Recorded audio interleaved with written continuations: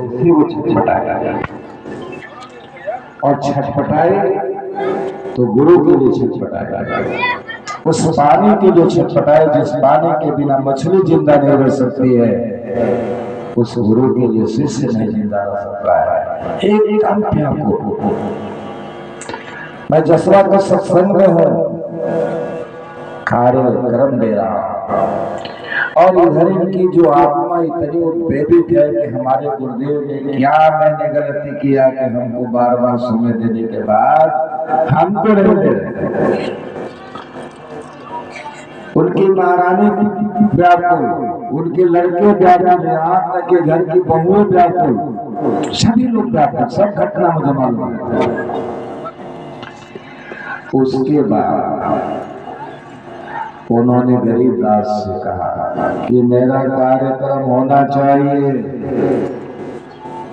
पहली बार किसी व्यक्ति ने जोर देकर कहा कि मेरा कार्यक्रम होना चाहिए। और परमात्मा को घर बुलाने के लिए अगर जिद करना है तो ये सबसे बड़ा अच्छा बात है। परमात्मा को घर बुलाना हो और अहंकार हो जाए कि मैं बुला करूंगा तो यहाँ अहंकार भक्ति कहलाती है। यह अहंकार और पहली बार मेरे अंदर डर पैदा हुआ तो महेश लाल जी से डर गया। 74 साल की उम्र में सबसे में ज्यादा अगर डर मुझे पैदा हुआ तो महेश लाल जी से हुआ। हम भी गिड़गिड़ाया, जितना तो गिड़गिड़ाए हम भी ज्यादा गिड़गिड़ाना पड़ा।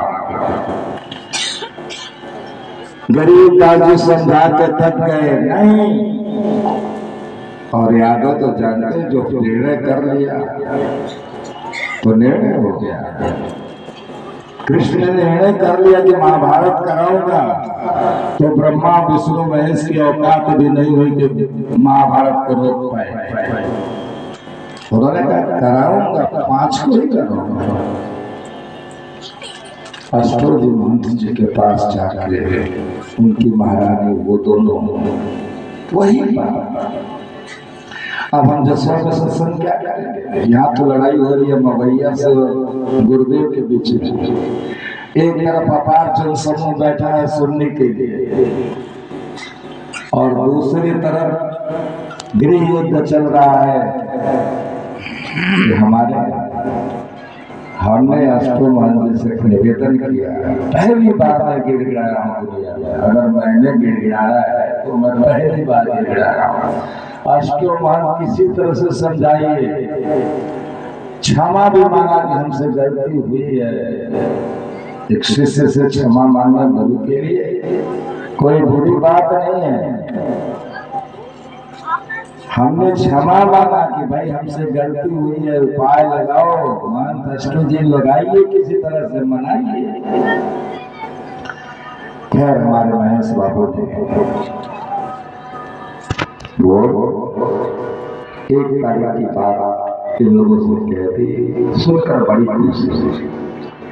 फिर भी महेश बाबू को संतुष्ट नहीं हुए, लेट हो जाने के बाद संतुष्ट नहीं हुए। फिर अपनी महारानी को लेकर के वह आदमी इतना वहां गए, जसवा गए, हमारे साथ बैठ करके फिर उसी पर चर्चा हो गई। हमका साहब सूरज पूरब से पश्चिम तरफ उगने लगे और पूर्व उत्तर से दक्षिण हो जाए, लेकिन अब की बार मैं कहीं भी थोड़ी भी मिस्टेक नहीं करूंगा। मैं 31 तारीख को पहुंच करके 31 तारीख के शाम का भोजन मैं आपके घर करूंगा। ये प्यास का सत्संग है। तो आइए इस प्यास को तृप्त करने के लिए महेश जी जो हमारे शिष्य हैं उनके बच्चों के लिए, उनकी बहुओं के लिए, उनके नाती और पोते के लिए और उनके स्वास्थ्य के लिए हमने उनको वचन दिया कि आज के सत्संग में आपकी उम्र बढ़ाऊंगा। उन्होंने कहा कि महाराज नहीं, हम नहीं बढ़ाऊंगा। तो हमने कहा कि आपको 100 पूरा करके भेजूंगा। तो किसके बल पर बोला बताइए आप? डॉक्टर के बल पर, किसके बल पर? गुरु महाराज के बल पर। और गुरु महाराज को कौन प्रसन्न करने की बात करेगा? हम और आप मिलकर करेंगे। क्या समझे? उनकी 100 साल पूरा होने के लिए आज की प्रार्थना की जाएगी। ठीक है, ठीक है। उनके बच्चों के जीवन में जो संकट आए वो हट जाए, इसके लिए आपकी प्रार्थना होगी। मैं आगे बोलूंगा, पीछे पीछे आप लोग दोहराइएगा। बोलिए श्री सद्गुरु महाराज